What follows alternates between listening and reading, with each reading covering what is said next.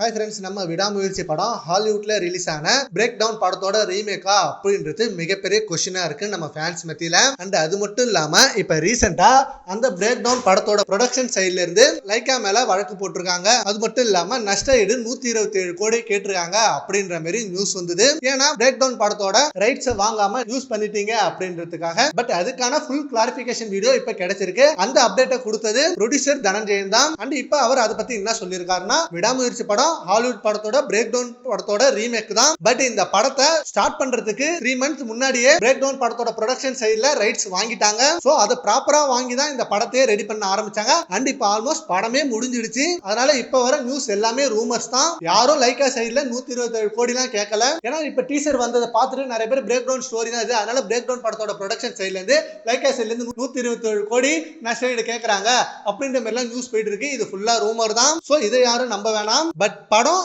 Break down படத்தோட remake தான் அப்படின்றத அவர் கன்ஃபார்மா சொல்லியிருக்காரு. அதுக்கான ரைட்ஸ் லைக்கா சைடுல இருந்து ப்ராப்பரா வாங்கிட்டாங்க. சோ எந்த ரூமர்ஸும் நம்ம நம்ப வேணாம். ஆல்மோஸ்ட் இதை ஃபர்ஸ்ட்ல இருந்து சொல்லிட்டு இருந்தாங்க, விடாமுயற்சி படம் பிரேக் டவுன் படத்தோட ரீமேக் தான் அப்படின்னு. அண்ட் அது இப்போ கிளாரிபிகேஷன் ஆயிடுச்சு. சரி, ஓகே ஃப்ரெண்ட்ஸ், பிரேக் டவுன் படத்தோட ரீமேக் தான் நம்ம விடாமுயற்சி படம். அதை பத்தி உங்க ஒப்பீனியனை நம்ம கான்வர்ஸ்ல கமெண்ட் பண்ணுங்க. Thank you friends.